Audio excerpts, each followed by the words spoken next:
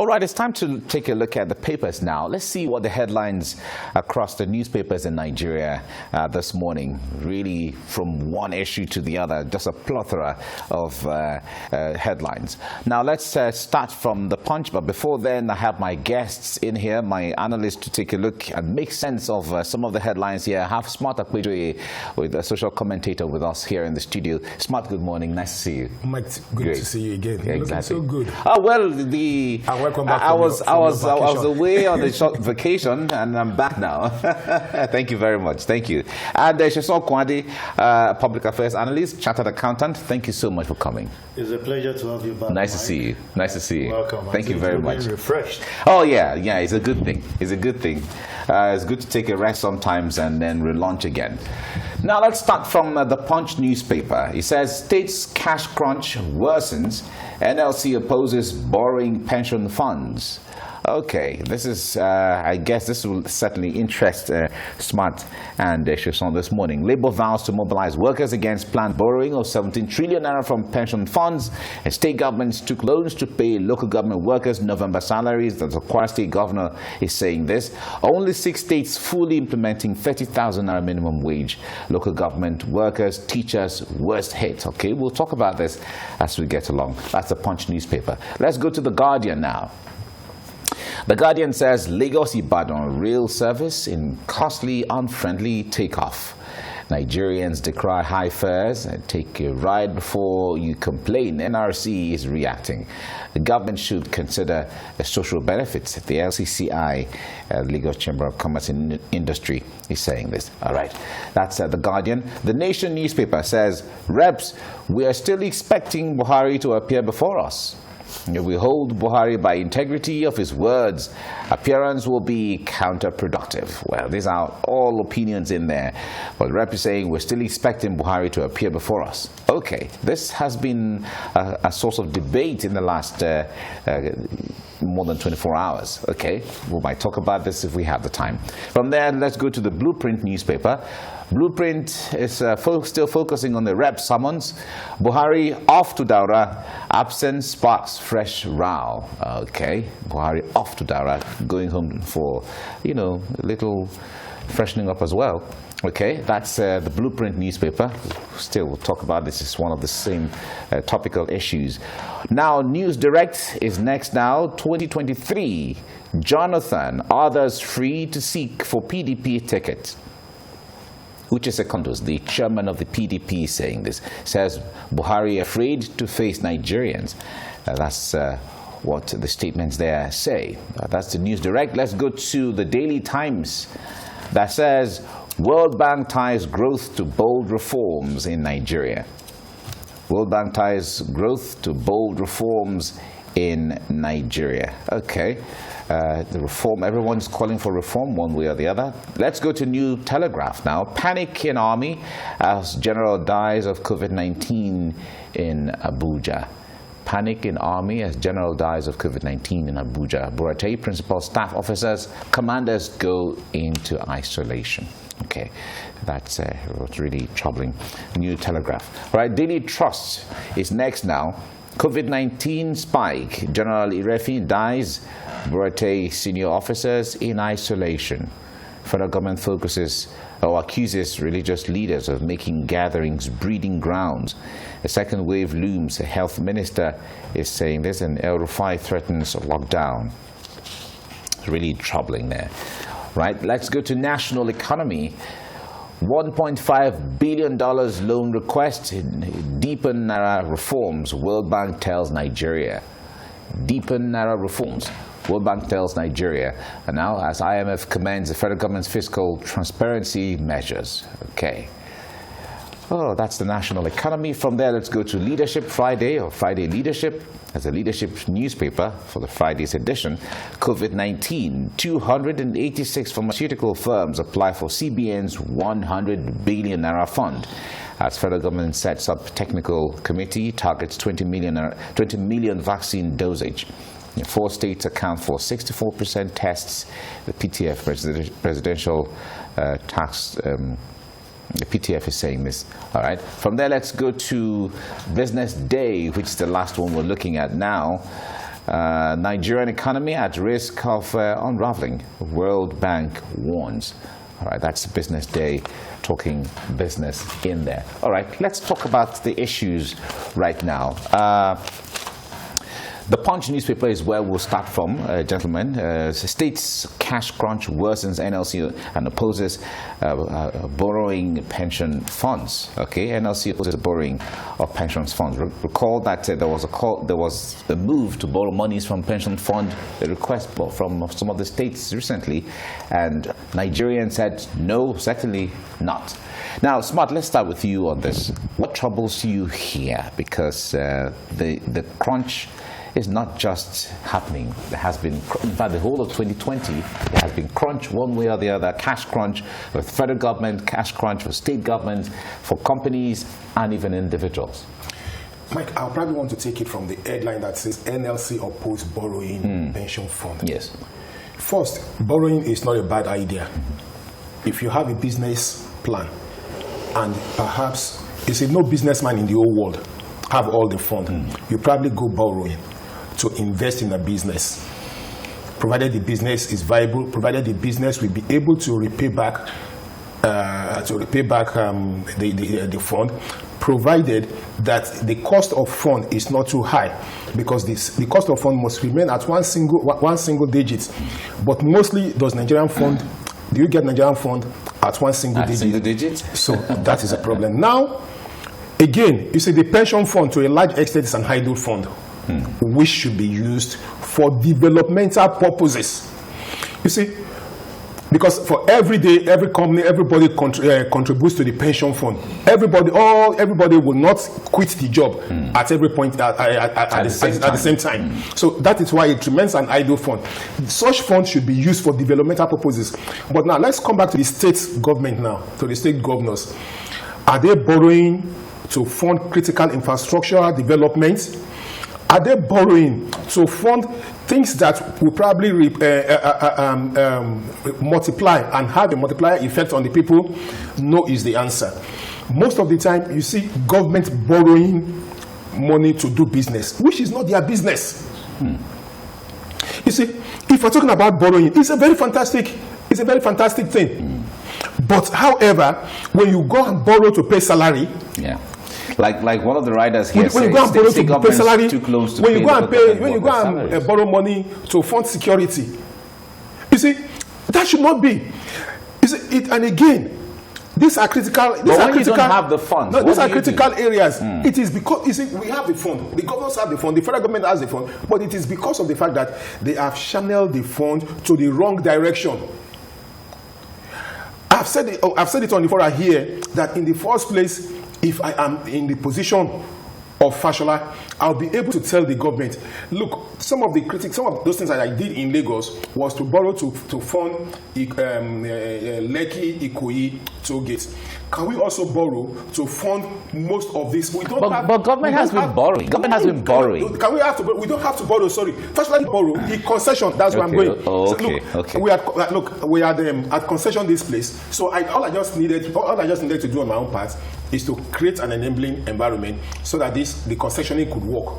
Please let us do the same thing. But you recall that even like the airports, talking about concessioning airports, you know that the unions are saying they don't want concession. Yes, they won't. Nobody wants it because in the first place you look at it from the immediate effect that some people's job will be affected. Okay, let's bring Sheson into this right now. Well, Smart is saying that there's nothing wrong if you borrow pension funds. The money is lying idle and certainly is going to mature over time. Even though some people, monies come out, monies go in, and so on. But the point there is, there seems to be an issue of trust here, trust deficit, making NLC to say they oppose the borrowing of pension funds. Yeah, Mike, if you look at it, I don't know why the government is looking in the direction of pension fund. As we speak, there is serious pressure on the pension administrator, and the fact that we all know that it's by law, if you're out of job for like 4 months, you are entitled to like 25% of your contribution, at least to get back to But I base. wonder if everyone gets that. You know, and it's your contribution. First question, has government contributed anything to this fund? Why are we looking in this direction? The state will continue to have this crunch because we've said it times with that number. The cost of governance in this country is huge, is high, and misplacement of priority will never allow us to grow. Situation where a particular governor, aides have so many to take care of. The business of government is to create enabling environment for business to succeed, and from there they can gain taxes to develop those other areas. So if they have put the infrastructure in place, there won't be any need for them to be borrowing. Like you borrow, there is serious trust deficit of them repaying back some of this loan. And the people that have labored over time will not be paying seriously for what they don't know about. We've done external borrowing, we've done everything, but we have not seen the development that is required of them. And we have asked them, can you look inward? Which area? Cut your cost of governance. While we are saying we want to go ahead and borrow, several governors are still buying vehicles for their staff, buying vehicles for their aides. This cannot continue. Can we go into investing where people can have, you know, this advantage of having good businesses? Tax enough. Because of little knowledge they have, taxation is enough to drive this economy. Even as we are having, you know, nosediving. The former governor of Lagos State did it when Governor Obasanjo, President Obasanjo, seized the funds to Lagos State. That was when he made sure that the LIRS, the Lagos Internal Revenue, drive the economy via taxation, and we saw the development. Why can't we replicate it? It's because at that point in time, it was little borrowing. Everybody key into it. So government should start first. Cut their cost of governance. In fact, the people that we have on the paid employment of the politician are more than the civil servant. They are more than the civil servant. A commissioner is going and about 7 vehicles are following. In what way? Why are you seeking for so much protection if you are doing the right thing? Some of these funds can be diverted into providing the basic infrastructure for business to thrive. And once the business grows, we will be sincere to pay the tax. And once you have the tax, definitely you have funds at your disposal. But it seems that the people that we are at the end of our year does not even understand the dynamics. You know, when you talk of businessmen and politician, they are two different people. Some are just there to see what can I make so that I can sustain myself for 4 years. But a businessman thinks beyond that 4 years and see the continuity of lifetime. Okay, all right, we'll wait to see how this thing pans out. Now let's put you both on hold. We'll go on a break. We're looking at the papers here. I have all of those in front of me here, and we're looking at what the headlines are saying. I have with me in the studio Smart Akpejoye and Sheson Kwade, and we're taking a look at some of the headlines, making sense of them from the opinion that they have concerning this. Now, what we're looking at now on the front page of some of the papers talks about the issue of the House of Reps inviting or using the word summoning the president to appear. But it was obvious that the president was not going to appear. Nation newspaper now says, Reps says, we are still expecting Buhari to appear before us. We hold president by integrity of his words, and appearance will be counterproductive. Recall that the Minister of Justice had said that the National Assembly has no right or has no power to invite or summon the president. That has been on for some time. Sheson, let me start with you on this. Invite someone, well, whichever word we use, but I feel some people are not comfortable with the word summon, but they prefer invite. Is it not just semantics? Well, it's not semantics. Okay. I think I'll prefer the word invite on this particular thing, considering that we're talking about security issue. You know, when you use invite, if I invite you to my house, it's like we have a tea, we talk like a family. But if I summon you, you have to prepare, because I'll be questioning you seriously, putting you on the hot seat. So, and I think that's why the rep make the right choice of saying, we are invited, let's talk like the family, what's going on, and this. But the problem I have, and I go by the rider, that the rep said they are still expecting the president, and they hold him by his words. The anglers of the president, I think they are currently at fault at managing certain information. when this thing came out a few days ago, they responded via the Twitter and say the president will honor. The first said between either 10 or 15, and they came affirmative to say on the 10th the president will come. The question is, there is no synergy with the people that work with the president. Where was the AGF at that point in time? Before you give response to the populace, there should be an interdepartmental, discussion on this is what we got from the rep, what is the position legally, what is this, before we made our position known. There is no harm in delaying such response. But you came out and you said will be coming on the 10th, and just at the die minute, you said no, you are not coming, it's against the law. I look at it that our president misused little opportunity that he has to correct some of the anomalies. When you are being invited, even if they take you to a particular area, you go to some area and make that discussion. But the fact will be that you will be discussing with the people, you will give them, calm their nerves on some of the areas that are going. But by you turning down and saying you are not going, is against the law, is, to me, my personal view, the president is not prepared to meet with the people or to talk to the people that elected him. Because those people are our representative. And they have the right to bring him on board, let's hear you, and you talk to us. We had this discussion yesterday because the papers yesterday had a lot of it. In fact, most of the papers yesterday had it. And Smart, the point there is, one of the questions we asked yesterday too was that the president being at the National Assembly to speak to the lawmakers, is that what the solution really is? When we're talking about security and the security affects all of Nigerians, going to the National Assembly to speak to them because they invited him or they summoned him and he's explaining to them, how does it change anything? First, it will play a role of calming and assuring the entire Nigerians that yes, our president is doing something. In the first place, we must all agree that Mr. President is not folding his hand as it concerns security issues in this country, except for the fact that they have not gotten it right. There is something wrong with the tactics. There is something wrong with the strategic plan, and that is why it is failing. But that he has not been doing anything, that cannot be said to be true.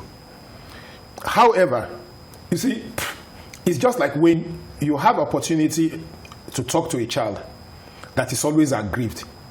The moment you see that child squeezes his face and you just hold him, you call him and just say, I have this drink for you.